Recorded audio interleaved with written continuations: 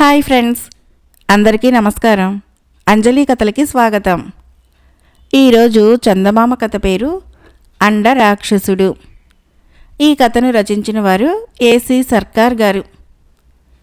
స్వర్ణగృహ రాజనగరంలోని రాజోద్యానంలో ఒక ఉదయం వేళ పెద్ద గుడ్డు వెలిసింది. తోటమాలీలు దాన్ని చూసి వెళ్ళి రాజుగారితో చెప్పారు. రాజుగారు దాన్ని తన భవనానికి తెప్పించాడు. అది రోజు రోజుకు పెరిగి త్వరలోనే మనిషి ఎత్తయింది. అందులో నుంచి ఒక చిన్న రాక్షసుడు బయటికి వచ్చాడు. రాజుగారు వాణ్ణి చూసి ముచ్చటపడి వాణ్ణి అంతఃపురంలోనే పెరగనిచ్చాడు. అయితే వాడు రోజుకు 2-3 అంగుళాల చొప్పున పెరుగుతూ చూస్తుండగానే 7-8 అడుగుల ఎత్తుకు ఎదిగాడు. రాక్షసుడు తిన్నంత తిండి పెట్టడానికి రాజుగారు సిద్ధంగానే ఉన్నారు. కానీ రాక్షసుడు మనుషులను చంపి తినే ప్రయత్నాలు చేశాడు. వాణ్ణి అదుపులో ఉంచటానికి 10-12 మంది సాయుధ భటులను రాక్షసుడి వెంట ఉంచవలసి వచ్చింది. కానీ రోజులు గడుస్తున్న కొద్దీ భటుల సంఖ్య పెరిగిపోతున్నది. అందుచేత రాజుగారు రాక్షసుడిని నిర్బంధంలో పెట్టి ఉంచవలసి వచ్చింది. కానీ అందువలన రాక్షసుడిలో రాక్షస లక్షణాలు మరింతగా హెచ్చాయి.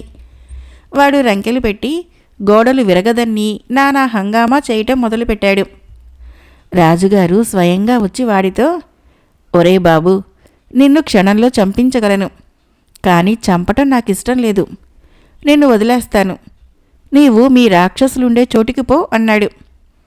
రాక్షసుడికి రాజుగారంటే కొంత గురి ఉన్నది.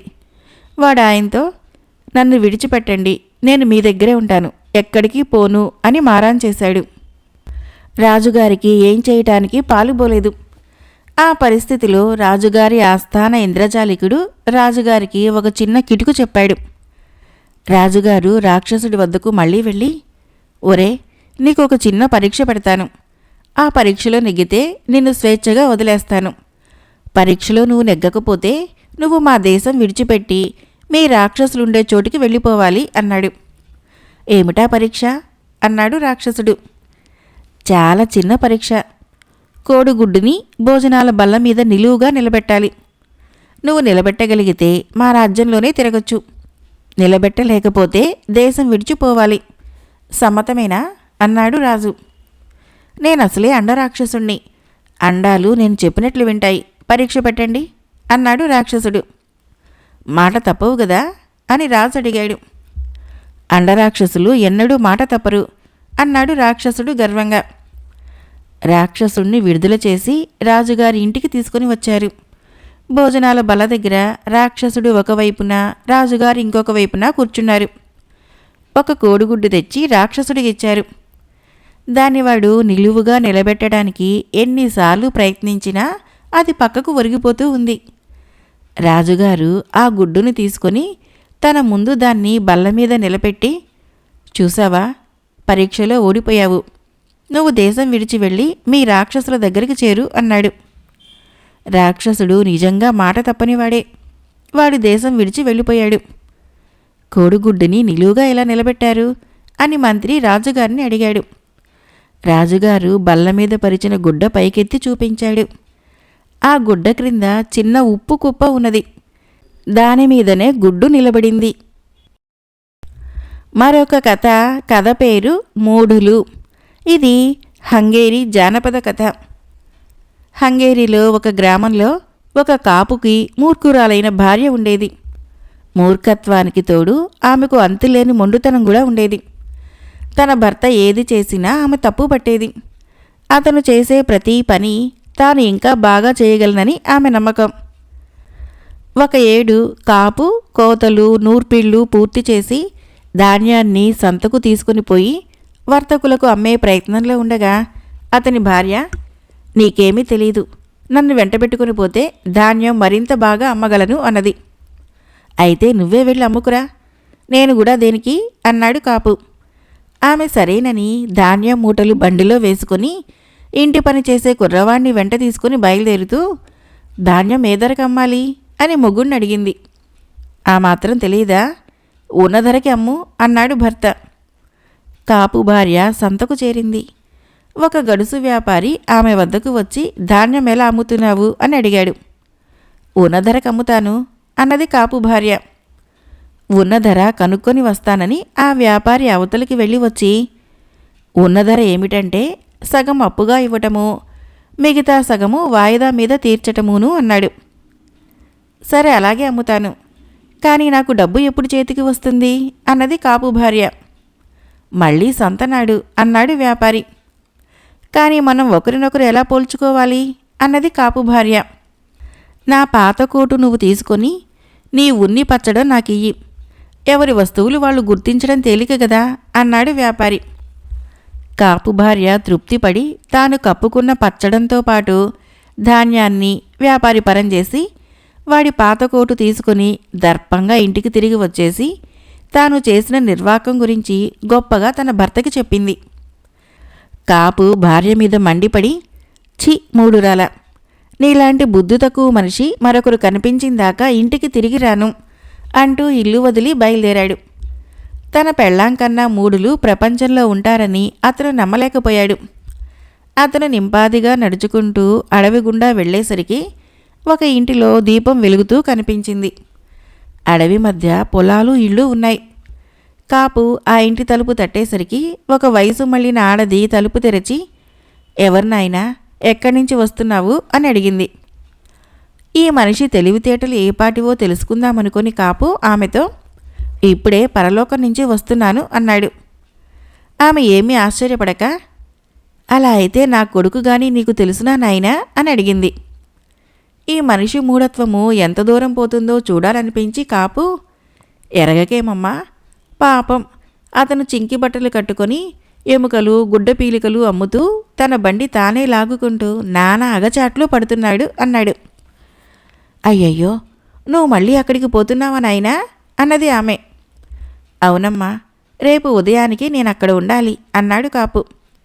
అయితే ఒక పని చేసి పెట్టు నాయనా, పండక్కి చేసిన పెద్ద అప్పచ్చులు ఇంకా 3 మిగిలి ఉన్నాయి. మా ఆయనకు తెలియకుండా దాచిన డబ్బు కొంత ఉన్నది.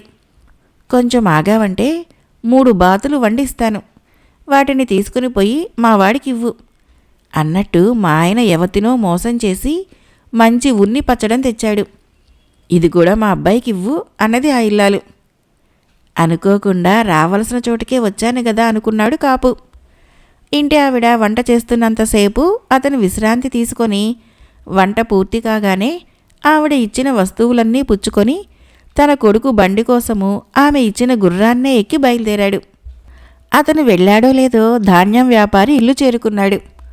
ఆయన భార్య జరిగిందంతా చెప్పింది. వ్యాపారి నెత్తి నోరు బాదుకొని పెళ్ళాన్ని తిట్టి పరిగెత్తుతూ ఇంటి నుంచి బయలుదేరాడు. తన వెనకగా ఎవరో పరిగెత్తుకుంటూ వస్తున్న సంగతి పసిగట్టి కాపు తన గుర్రాన్ని అడవిలోకి తీసుకుని పోయి ఒక చెట్టుకు కట్టేసి తాను మళ్ళీ దారి పక్కకు వచ్చి ఒక ఒరిగిపోయిన చెట్టుకు భుజం పోటీ పెట్టిన వాడిలాగా నిలబడ్డాడు. వ్యాపారి అతన్ని చేరవచ్చి, ఇటుగా గుర్రం మీద ఎవడైనా వెళ్ళాడా అని అడిగాడు. వెళ్ళాడు, కానీ నువ్వు వాడి జోలికి పోకు, వాడు బలాఢ్యుడు అన్నాడు కాపు. నీకన్నా బలం గలవాడా అని వ్యాపారి అడిగాడు. కాదు అన్నాడు కాపు. నీవు వెళ్ళి వాణ్ణి కాస్త పట్టుకొని వస్తావా, నీకు డబ్బు ఇచ్చుకుంటాను అన్నాడు వ్యాపారి. నేనెలా వెళ్ళేది, ఈ చెట్టును పడిపోకుండా నిలపలేకపోతే మా కుటుంబం సర్వనాశనమైపోతుంది, అది ఒక శాపం అన్నాడు కాపు. నువ్వు తిరిగి వచ్చేదాకా ఈ చెట్టు పడకుండా నేను చూస్తానులే, ఆ వెధవును త్వరగా పట్టుకొనిరా, వాడు నా పెళ్ళాన్ని మోసం చేసి చాలా కాజేశాడు అంటూ ధాన్యం వ్యాపారి చెట్టుకు తన భుజం పోటీ పెట్టాడు. కాపు తన గుర్రాన్ని విప్పి దానిమీద తన ఇంటికి తిన్నగా వెళ్ళిపోయి తన భార్యతో, నీకన్నా బుద్ధి తక్కువ వాళ్ళింకా ఉన్నారు గనక ఇంటికి తిరిగి వచ్చాననుకో అన్నాడు. నేనెప్పుడో నీకు ఆ మాట చెప్పాను, ఈ లోకంలో నేనొక్కతినే బుద్ధి తక్కువ దానైనట్లు మాట్లాడతావు అన్నది కాపు భార్య. ఆ మాట బుద్ధిగానే అన్నావు అనుకున్నాడు కాపు. మరొక కథ పేరు అసంతుష్టి. ఈ కథను రచించిన వారు ఏ పుండరీకాక్షయ్య గారు. పూర్వము వింధ్య పర్వత ప్రాంతంలో గంధర్వులు నివాసం చేసే కాలంలో కందర్పకము అనే చిన్న దేశాన్ని కువలయుడు అనే రాజు పరిపాలించేవాడు. అతనికి పశు సంపద భూసంపద కొల్లగా ఉండేవి. కువలయుడు ఒకనాడు వేటకు వెళ్ళి ఒక కోనలో వేటాడుతూ ఉండగా ఒక గుట్ట మీద ఒక అద్భుత సౌందర్యవతి కనిపించింది. అతను ఆమెను చూస్తుండగానే మోహించి చెయ్యెత్తి ఆమెను కొండ దిగి రమ్మని పిలిచాడు. ఆమె రానన్నట్లు చెయ్యి ఊపి గుట్ట దిగి వెళ్ళిపోసాగింది. కువలయుడు అతి వేగంగా గుట్టెక్కి అవతలి పక్కకు పోయి అంతటా కలయి చూశాడు. కాని ఆమె జాడలేదు. ఆమెను ఎలాగైనా ఒప్పించి తనకు భార్యగా చేసుకోవాలని కువలయుడికి బలమైన కోరిక కలిగింది. అతను మర్నాడు అదే కోనకు వెళ్ళాడు. ఆమె మళ్లీ కనిపించింది. కాని అతను సమీపించే లోపల ఎటో వెళ్ళిపోయింది. ఆమె గంధర్వ స్త్రీ అయి ఉంటుందని, ఆమె ఎలాంటి నిబంధనలు పెట్టినా ఒప్పుకొని ఆమెను పెళ్లాడాలని కువలయుడు నిశ్చయించుకొని మూడోనాడు అదే ప్రాంతానికి వెళ్ళాడు. ఆమె కనబడింది. అతడు ఆమెను సమీపించాడు. ఈసారి ఆమె వెళ్ళిపోక అతడు సమీపించగానే, నా పేరు మలయవతి, రోజు ఇలా నా వెంట ఎందుకు పడుతున్నావు అని అడిగింది. నిన్ను పెళ్లాడకపోతే నా జన్మ నిరర్ధకమనిపిస్తున్నది. నా వెంట మా ఇంటికి వచ్చి నాకు భార్యగా ఉండు అన్నాడు కువలయుడు. సరే అన్నది మలయవతి. కువలయుడు సంతోషంగా ఆమెను ఇంటికి తీసుకుని వచ్చి వివాహం చేసుకుని ఆమెతో కాపురం చేయసాగాడు. మలయవతి వచ్చిన తర్వాత అతని పశుగణాలు రెట్టింపయ్యాయి. భూములు రెట్టింపు పంటని ఇచ్చాయి. కువలయుడు చాలా సంతోషించాడు. అతను ఎవరేది అడిగినా ఇచ్చేవాడు. ఎంత దానం చేసినా అతన్ని ప్రజలు ఏమంత మెచ్చేవారు కారు. ఈ దానాలు ఆయనకో లెక్క. ఇంతకు నూరింతలు అవతల నుంచి వస్తూనే ఉంటుంది. దేవతను పెళ్లాడాడుగా అనేవారు. కొన్ని సంవత్సరాలు గడిచాయి. కువలయుడికు జీవితం మీద కొంత యావగింపు, అసంతృప్తి కలగసాగింది. తాను మహాసంపన్నుడు. చుట్టుపక్కల రాజులు అతన్ని చూసి అసూయపడుతున్నారు. కానీ ఇదంతా పాత కథ అయిపోయింది. మలయవతి ఇప్పటికీ అద్భుత సౌందర్యవతిగానే ఉన్నది గాని ఆమె ఇప్పుడు దేవత కాదు, మామూలు స్త్రీయే. కువలయుడు ఇలా అనుకుంటూ తన పొలాల వెంబడి నడుస్తూ ఉండగా అతనికి రథం చప్పుడు వినిపించింది. అతను తల ఎత్తి చూసేసరికి కొద్ది దూరాన రథంలో కూర్చొని వెళుతూ ఒక అతిలోక సౌందర్యవతి కనిపించింది. ఆమెను చూడగానే అతనికి, ఆహా, నేను మలయవతిని పెళ్లాడకుండా ఈమెను పెళ్లాడి ఉంటే ఎంత బాగుండేది అనిపించింది. అతను చప్పట్లు కొట్టాడు గాని ఆమె తల తిప్పి చూడలేదు. ఆమెను అలా పోనివ్వటం ఇష్టం లేక అతను ఆ రథం వెనకగా పరిగెత్తసాగాడు. కొండదారులు ఎగుడు దిగుడుగా ఉన్నాయి. అయినా కువలయుడు ప్రయాసపడుతూ రథాన్ని వెంబడించి పరిగెత్తుతూనే ఉన్నాడు. చాలా దూరం వెళ్ళి రథం ఆగింది. రథంలో నుంచి ఆ సుందరి దిగింది. కువలయుడు ఆమెను చూసి నిర్ఘాంతపోయాడు. ఆమె మలయవతే. మలయవతి, నువ్వేనా? నువ్వు అవునా కాదా అని చూడటానికే ఇంత దూరం నీ వెంట వచ్చాను. ఎక్కడికి పోతున్నావు? ఇంటికి పోదాం పదా అన్నాడు కువలయుడు. పోదాం, నువ్వు కూడా రథంలోకి రా అన్నది మలయవతి. ఇద్దరూ ఇంటికి తిరిగి వచ్చారు. ఇది జరిగింది మొదలు కువలయుడి అసంతుష్టి పెరిగింది. ఒకనాడు అతని ఇంటికి వచ్చేసరికి మలయవతి ఇంట్లో లేదు. ఆమె తన వారి వద్దకు తిరిగి వెళ్ళిపోయిందని సేవకులు చెప్పారు. ఆమె వెళ్ళిపోయాక పొలాల పంటలు పడిపోయాయి. పశువుల సంఖ్య క్షీణించసాగింది. నాకిక మంచి రోజులు లేవు, నన్నేదో భూతం పీడిస్తున్నది అనుకున్నాడు కువలయుడు. ఆ భూతం కనిపిస్తే దాన్ని హతమార్చడానికి నిశ్చయించుకున్నాడు. కువలయుడు ఆ భూతం కోసము రాత్రిళ్ళు తారాడసాగాడు. ఒకనాడు అది అతని కంటపడింది. కువలయుడు దాన్ని తరిమి పట్టుకొని దానితో ఘర్షణ పడి పడదోసి మీద ఎక్కి దాన్ని చంపటానికి కత్తి ఎత్తాడు. అంతలోనే మబ్బుల చాటు నుంచి చంద్రుడు యువతలికి వచ్చాడు. వెన్నెలలో భూతం మొహం చూసి కువలయుడు కొయ్యబారిపోయాడు. ఆ భూతం ముఖము తన ముఖమే. కువలయుడు కత్తిని దూరంగా పారేసి ఆ భూతాన్ని అక్కడే వదిలి ఇంటికి తిరిగి వచ్చాడు. మలయవతి తలుపు తెరిచింది. కువలయుడు ఆనందంతో, మలయవతి, తిరిగి వచ్చావా అన్నాడు. అవును, నువ్వు నీలోని అసంతుష్టిని నిర్మూలించావు. ఇక మనము సుఖంగా జీవించగలము అన్నది మలయవతి. ఆమె అన్నమాట నిజమే అయింది. అటు తర్వాత కువలయుడు అసంతృప్తి, అశాంతి అన్నది ఎరగకుండా మలయవతితో సుఖంగా కాపురం చేశాడు. మరొక కథ పేరు న్యాయదేవత. ఈ కథను రచించిన వారు సి ఆదినారాయణ గారు. చీనా దేశంలో చాంగ్ అనే యువకుడు ఉండేవాడు. అతను పేదవాడు. తల్లిదండ్రులని చిన్నతనంలోనే పోగొట్టుకొని చాంగ్ ఆ పని ఈ పని చేసుకుని పొట్టపోసుకుంటూ తన తండ్రి మిగిల్చిపోయిన ఇంటిలోనే ఉంటున్నాడు. చాంగ్ ఇంటి సమీపంలోనే ఒక వ్యాపారస్తుడు ఉండేవాడు. తల్లిదండ్రులు లేని చాంగును తన క్రింద నౌకరీకి పెట్టుకుని ఏదో ఒక వంక పెట్టి చాంగ్ ఉంటున్న ఇల్లు స్థలము కాజేయాలని వ్యాపారి ఎంతో ప్రయత్నించాడు. కానీ చాంగ్ వ్యాపారి బుద్ధి బాగా తెలిసినవాడు కావటం చేత ఆయన కింద పని చేయటానికి ఒప్పుకోలేదు. చాంగ్ గృహదేవత టోంగో. ఆమె చీనా వాళ్ల న్యాయదేవత. చాంగ్ పనికి బయలుదేరే ముందు రోజు ఎంతో భక్తి శ్రద్ధలతో టోంగో విగ్రహానికి దండం పెట్టుకునేవాడు. యుక్త వయస్కుడయ్యే నాటికి చాంగ్ చాలా డబ్బు కూడబెట్టాడు.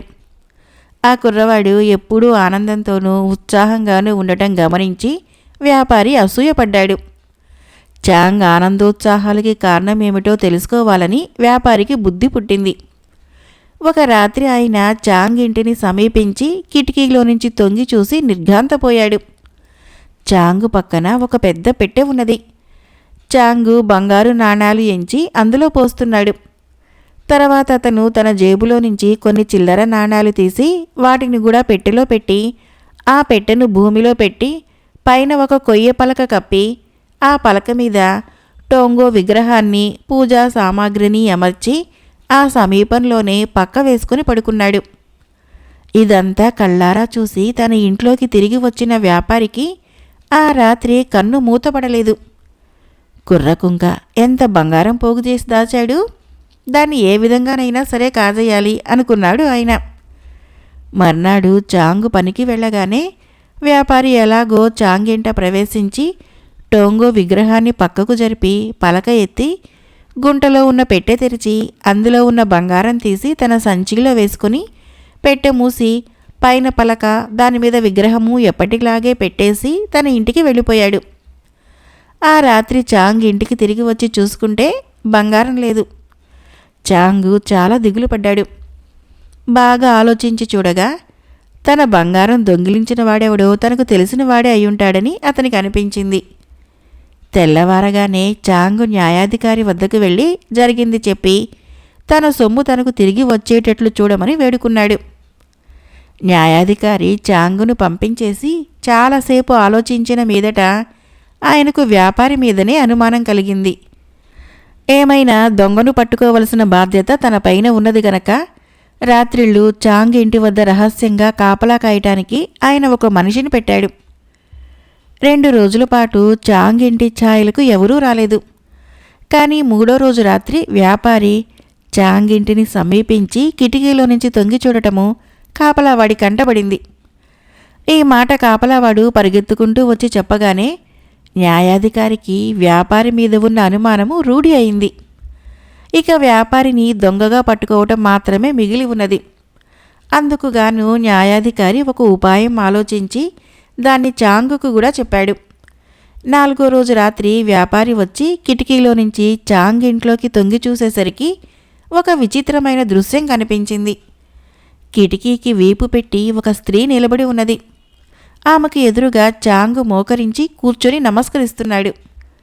ఆ స్త్రీ చాంగుతో, నాయనా, నీకు నా మీద గల భక్తి నాకు తెలుసు. ఎన్నో తరాలుగా మీ వంశం వాళ్ళు నన్ను పూజిస్తూ వస్తున్నారు. నీకు ఘోరమైన అన్యాయం జరిగిపోయింది. నీ సొమ్ము దొంగిలించిన వాడెవరో నాకు తెలుసు.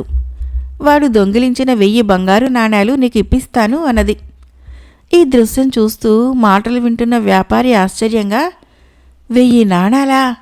నూరేనే, నేను లెక్క పెట్టానే అని పైకే అనుకుంటూ తన ఇంట్లోకి పరుగుదీసి తాను కాజేసిన బంగారం ఉన్న సంచి పైకి తీసి బంగారు నాణేలని మళ్లీ లెక్కపెట్టసాగాడు.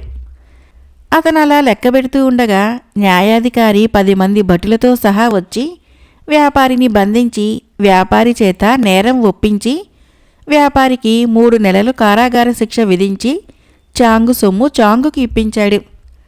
ఈ సంఘటనతో న్యాయాధికారి ప్రతిష్ట పెరిగింది. టోంగో దేవత న్యాయాధికారులకు ప్రత్యక్షమై సహాయపడుతుందని ఒక నమ్మకము చీనాలో ఉండేది. కానీ అలాంటి న్యాయాధికారిని చూసిన వాళ్ళు మాత్రము ఎవరూ లేరు. ఈ న్యాయాధికారికి టోంగో దేవత సహాయం ఉన్నదని ఒక విశ్వాసము ప్రజలలో వ్యాపించింది.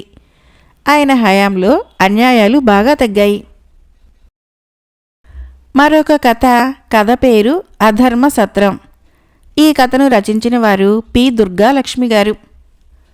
ఒకసారి రంగాపురంలోని పెద్దలంతా సమావేశమై ప్రయాణికుల సౌకర్యార్థము రహదారి మీద ఒక ధర్మసత్రం కట్టించి వంట చేయటానికి ఒక ముసలిదాన్ని, లెక్కలు చూడటానికి ఒక గుమస్తాను, ఇతర పనులు చేయటానికి ఒక నౌకర్ను పెట్టి సత్రం నిర్వహణకు అయ్యే ఖర్చు దేవుడి మాన్యం నుంచి వచ్చేటట్లు ఏర్పాటు చేశారు.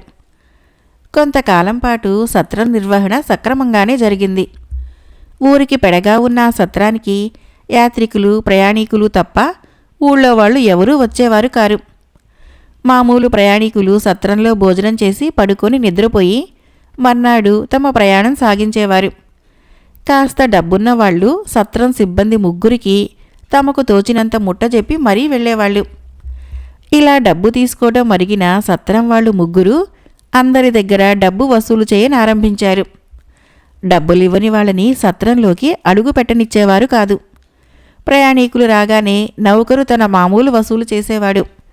డబ్బులిస్తే గాని వంటలక్క విస్తరి వేసేది కాదు.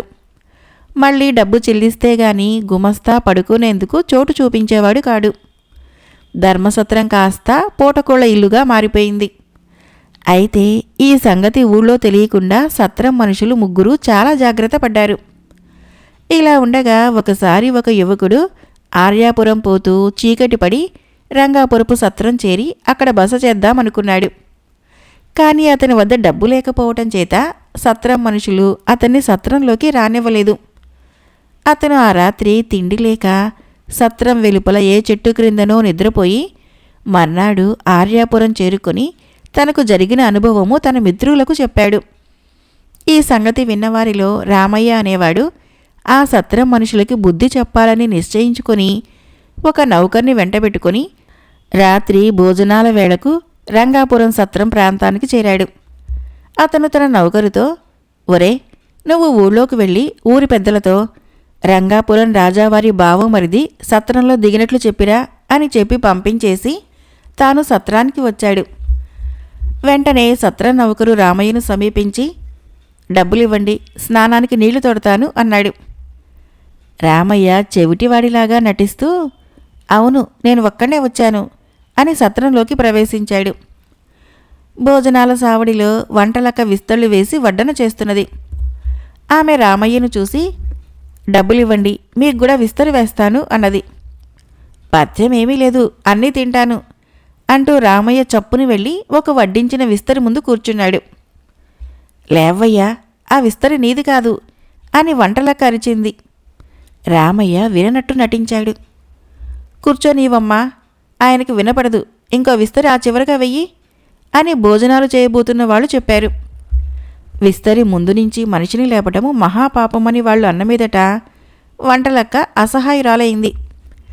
రామయ్య సుష్ఠుగా భోజనం చేసి గుమస్తా కనిపించగానే, నాకు పక్క ఎక్కడ ఏర్పాటు చేశారు అని అడిగాడు.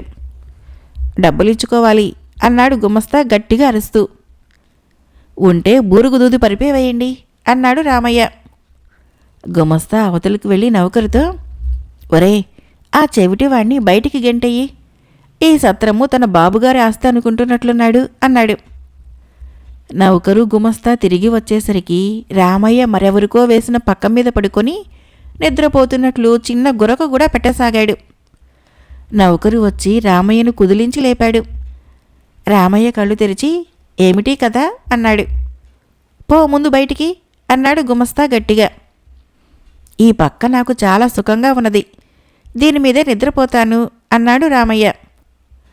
బయటికి ఈడ్చేయక చూస్తావేంట్రా అని గుమస్తా అరుస్తున్నాడు.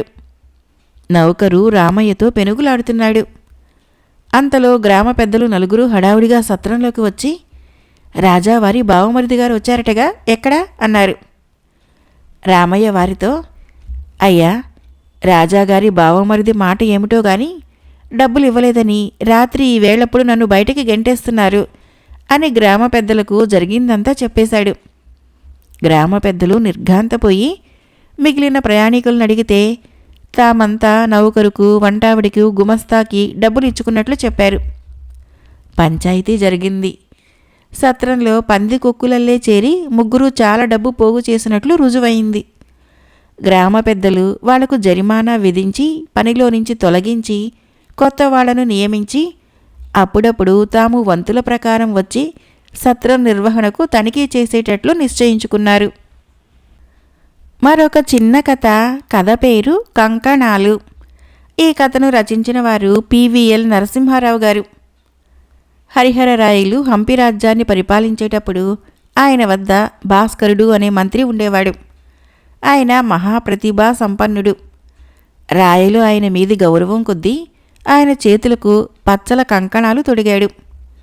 మంత్రి భాస్కరుడు ప్రతి ఉదయము తన సేవకులను వెంటబెట్టుకొని తుంగభద్రా నదికి వెళ్ళి స్నానం చేసి సంధ్యావందనం చేసుకుని ఇంటికి తిరిగి వచ్చేవాడు. ఒక ఉదయం ఆయన స్నానం చేస్తుండగా ఆయన చేతి కంకణం ఒకటి జారి నదిలో పడిపోయింది. ఆయన సేవకులు ఆయన చేతికి కంకణం లేకపోవటం చూసి, ఒక చేతి కంకణమే ఉన్నది, రెండోది ఏమైంది అని అడిగారు. నీటిలో జారి పడిపోయింది అన్నాడు మంత్రి భాస్కరుడు. అది ఎక్కడ పడిపోయిందో చెప్పండి, మేము వెతికి తీస్తాము అన్నారు సేవకులు. మంత్రి భాస్కరుడు తన రెండో చేతి కంకణం తీసి నదిలోకి విసిరివేస్తూ, ఇది పడిన చోటనే ఆ కంకణం కూడా పడి ఉంటుంది అని బయలుదేరి తన ఇంటికి వెళ్ళిపోయాడు. సేవకులు ఎంత వెతికినా ఒక్క కంకణం కూడా దొరకలేదు. ఈ వార్త క్రమంగా రాయలవారి ఆంతరంగికులకు తెలిసింది. వారు రాయలవారితో, మహారాజా, మంత్రిగారికి మీరు చూపే గౌరవంలో 100వ వంతు కూడా ఆయనకు మీ పైన లేదు అంటూ కంకణాల వృత్తాంతం చెప్పారు.